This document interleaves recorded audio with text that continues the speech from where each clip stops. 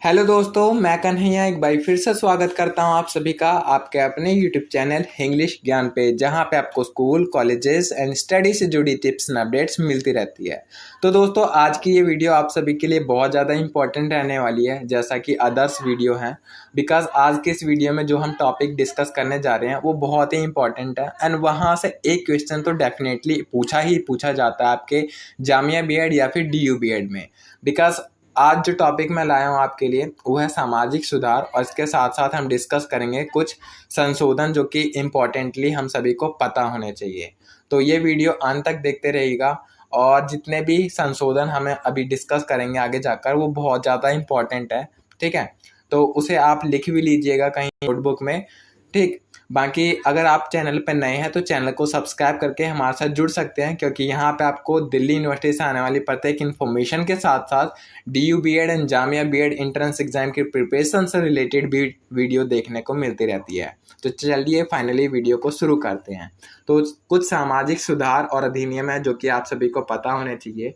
First है आपका सारदा act अधिनियम, जो कि लॉर्ड इरविन जब गवर्नर जनरल थे हमारे तब हुआ था, और सन था 1930। और इस एक्ट के तहत लड़की के लिए विवाह की जो आयु थी वो 18 वर्ष निर्धारित कर दी गई थी। बट अभी फिर से संशोधन हुआ है, अब जो लड़कियों की विवाह की आयु तय की गई है वो 21 कर दी गई है। तो ये थोड़ा सा आप कनेक्ट कर सकते हैं। ठीक है, नेक्स्ट आपका हिंदू विधवा पुनर्विवाह अधिनियम। तो ये हुआ था लॉर्ड कैनिंग के टाइम में, और सन था 1856। और इसके तहत आप सभी को पता ही होगा कि विधवा विवाह की अनुमति दे दी गई थी।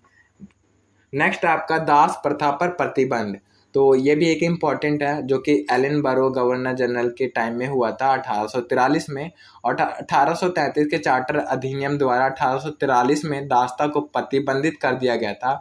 और बेसिकली ये क्वेश्चन इस तरह से ही पूछा जा सकता है कि दास प्रथा पे प्रतिबंध लगाने वाले गवर्नर जनरल का क्या नाम था। तो एलन बरो यहाँ पे सही आंसर हो जाएगा। नेक्स्ट आपका फिर सती प्रथा प्रतिबंध लगाने वाले का व्यक्ति कौन थे, या फिर इसके बारे में क्या था। तो सती प्रथा पर प्रतिबंध लगाने में लॉर्ड विलियम बेंटिक का एक बहुत बड़ा रोल रहा था, और इसी के साथ फिर राजा राम मोहन राय का भी एक बड़ा योगदान रहा था सती प्रथा पर प्रतिबंध लगाने में। और ये हुआ था 1829 में, जिसपे सती प्रथा में जो औरतें सती बनती थी उन पे रोक लगा दी गई थी। तो ये कुछ एक्ट थे जो कि आप सभी को पता होने चाहिए। ठीक है, अब नेक्स्ट हम डिस्कस करेंगे भारतीय संविधान में हुए कुछ महत्वपूर्ण संशोधन, जिसमें एक बहुत बड़े बदलाव आए थे। और इसमें बेसिकली जो कुछ इम्पोर्टेंट है वो है आपका 42वां और 44वां संशोधन, और इसी के साथ फिर 73वां और 74वां संशोधन। और जितने भी संशोधन है वो कुछ ना कुछ वेरी इंपॉर्टेंट है। ठीक है, इन सभी के बारे में आप सभी को ज़रूर से ज़रूर पढ़ना है। और बाकी ये जो इम्पोर्टेंट संशोधन की वीडियो है इसमें आपको कुछ कुछ पॉइंट है जो कि आपको नोट डाउन भी करके रखने हैं। ठीक है, वो मैं अभी आपको आगे बताते चलूँगा। सो द फर्स्ट संशोधन जो पहला अमेंडमेंट हुआ है ये हुआ था 1951 में। और इस संशोधन के तहत जो हमारी संविधान की अनुसूचियां हैं उसमें 9वीं अनुसूची को शामिल किया गया था।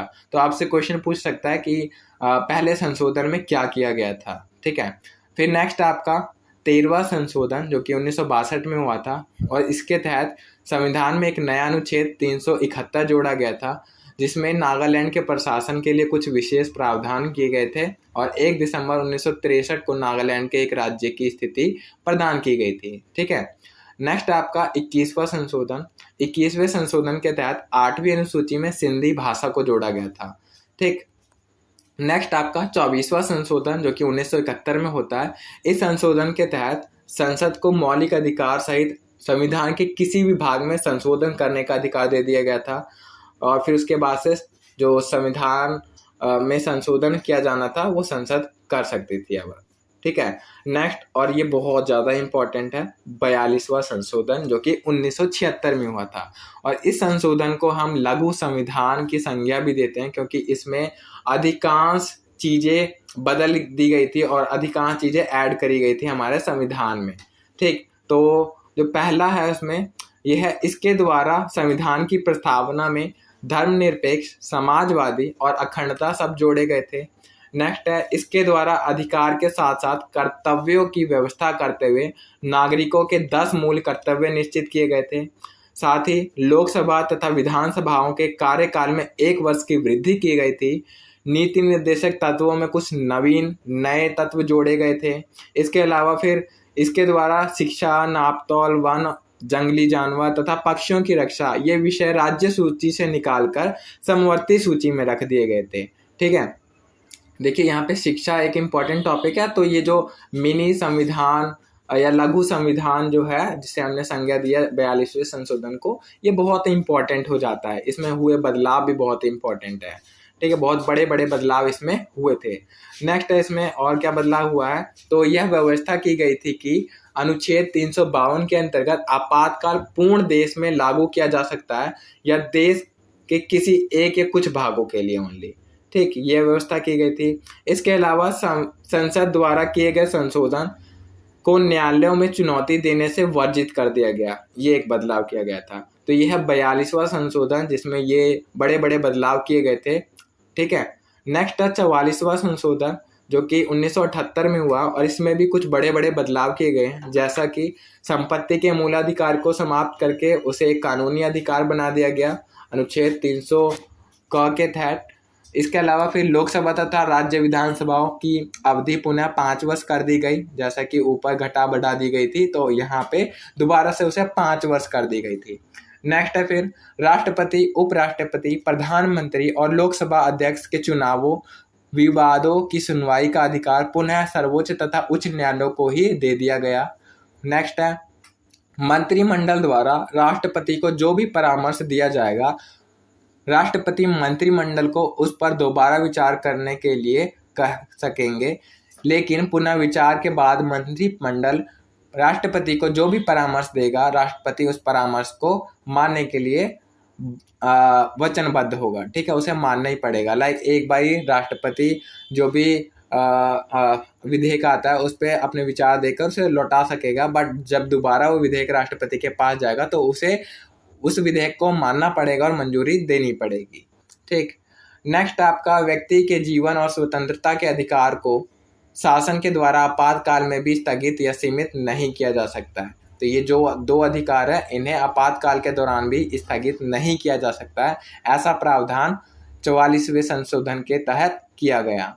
अगला है 52वां संशोधन जो कि 1985 में होता है दल बदल के खिलाफ, क्योंकि दल बदल पहले बहुत ज़्यादा होता था।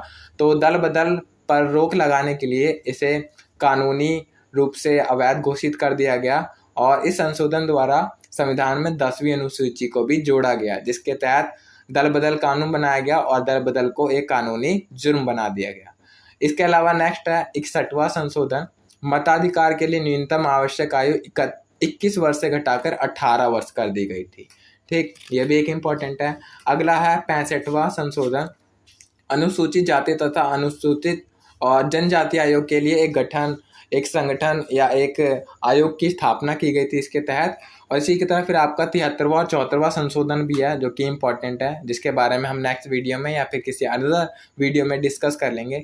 बाकी ये जितने भी अभी संशोधन हमने पढ़े हैं वो बहुत ही ज़्यादा इम्पोर्टेंट है, तो इन सभी को राइट इट डाउन करके आप कहीं पर रख सकते हैं और इसे रिवीजन जरूर करिएगा, क्योंकि ये कुछ संशोधन है जो कि बहुत ज़्यादा इम्पोर्टेंट है और यहाँ से क्वेश्चन पूछे जाते हैं। लाइक जामिया बीएड में भी लास्ट ईयर एक 73वां और 74वां संशोधन के बारे में पूछा हुआ था कि उन्हें किस अनुसूची में रखा गया है।